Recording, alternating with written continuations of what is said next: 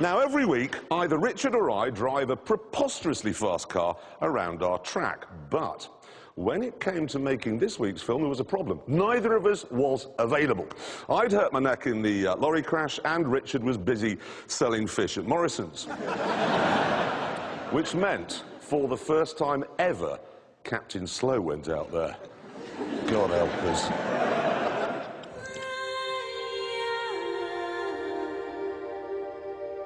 When I arrived, the track was enveloped in typical British autumnalness.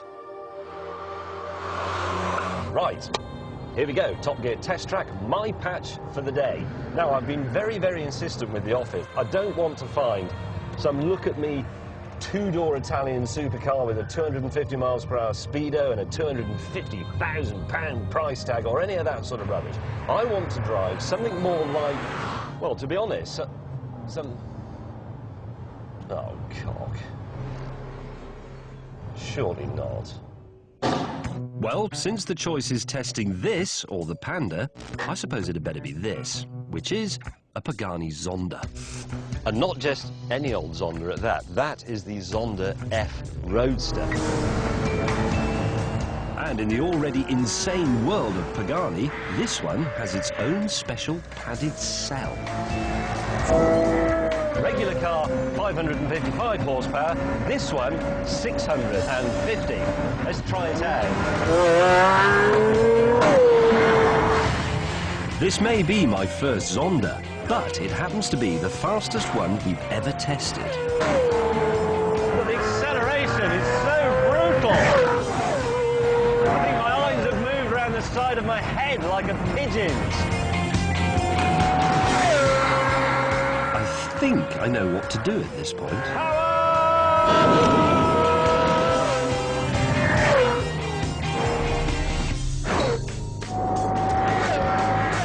This car is made entirely out of improbable numbers. 0 to 60, 3.6 seconds. 0 to 120, under 10 seconds. And then, when you hit the carbon ceramic brakes,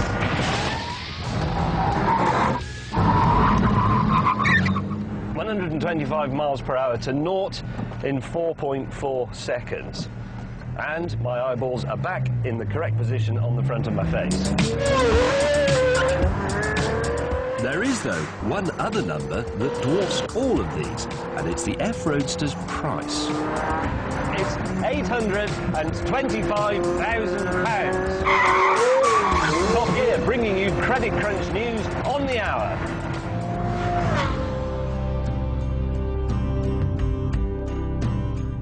But we haven't just brought this thing along to show you some high-priced hyperporn. You see, the F Roadster is the swan song for the current Zonda. Next year, there'll be a brand new one, but the original will always be a bit special to us. You know, when we brought Top Gear back to the telly back in 2002, the Zonda was the car we featured in the very first show. And we really liked it, but there was always that nagging feeling that here come another bunch of hopeless optimists who think they know better than Ferrari. Give them a year and they'll be down the Dole office with all the rest of them. But it hasn't happened. Pagani is still very much here today, still getting up Ferrari's nose. Now, Richard Hammond, who is 12, thinks it's because Pagani has captured that sort of mental market, the small boy's bedroom wall poster that used to be a Lamborghini. You know, it's got ridiculous bodywork and ray guns probably, and switches from the lunar module. And I think he's right, but there is something else. It's actually a very, very good car.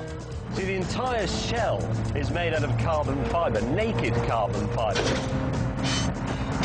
Which makes you look a bit of an idiot, frankly, but it does mean it's very strong. So strong, in fact, that even when they've taken the roof off, it remains perfectly rigid.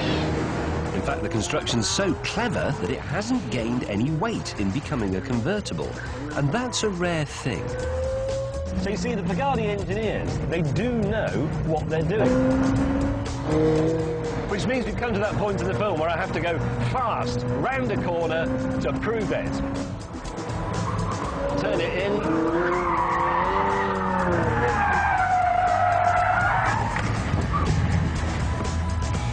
Can you cut that bit out?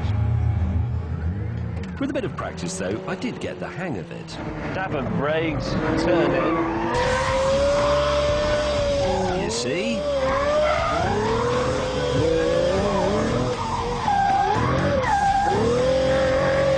And I'm told, I can report that the F-Roadster is pretty agile through the corners. Now, the office say they have another car for me to try on the track, but that I shouldn't worry because it's only a VW. Funny.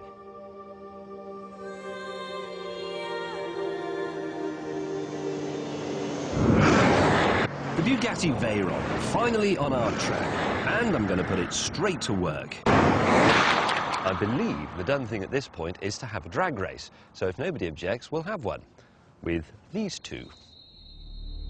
Since I'd got my eye in with the Zonda, I took that, and the Veyron would be in the hands of the Stig, who wasn't here earlier. Now, on paper, this looks like a bit of a one-horse race because the Veyron is a full second quicker than this car to 60. 2.5 seconds, 3.5 seconds. But you never know, he might mess up the start. He didn't.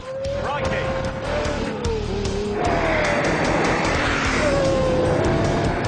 Despite weighing over half a ton more, the Veyron mullered the Zonda. That is the power of power. Now, I should really take that Veyron off Stiggy and go and drive it round a few corners, but unfortunately that would get in the way of what you, me, and in fact everybody else in the world really wants to see, which is him taking it for a lap. Oh yes.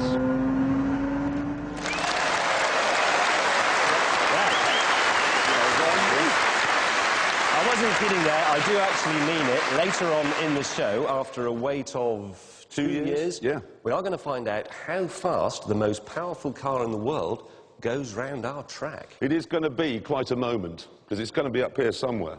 But of course, we've already had quite a moment. You for the first time out there. And how was it? Smooth as silk. It's a piece of cake. Who here would like to see some of the outtakes of James's... Let's play the tape somewhere, we'll have a look. Oh dear, that Chicago's gone wrong.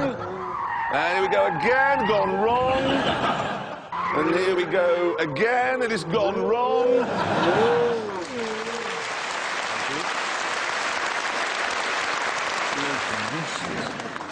Useless. What? The problem is, it's my hair. No, it is. Because when you go through a corner, it blows in my face. Yeah. Okay, but as soon as I put that white helmet on, I found everything was absolutely fine. I think what it was is that you stepped out of the Panda into the Zonda, which is like weaning a baby off breast milk and straight onto port. I can't believe he got to drive that Zonda. It is my all-time favourite supercar. It's just that mixture of sheer lunacy and engineering. You could have driven it. You were given the choice, drive the Zonda or sell fish for a northern supermarket, and you chose the fish. I mean, you can't seriously prefer the Zonda to the Bugatti. I do, because the Zonda's got some pantomime to it. The Bugatti's just too controlled. It's like sitting in a physics lesson. Were you watching that drag race? Yes. Did you see what the physics lesson did to your pantomime dame? Yes. It annihilated it. And hang on, if we could just listen for a moment. What's that I'm not hearing? Anyone not hearing that as well? Is anybody else not hearing the Zonda being taken round the track by the Stig for a lap? I wonder if it's got anything to do with what happened this morning when it arrived. Here we go. First corner, the very first corner, and what's that coming out of the... It looks a bit like smoke. That's smoke. Yes, yes, see, it's a proper supercar. It didn't just come down to the track and go around like a robot and be boring. It came to the track and exploded immediately. That's what supercars do. It's proper.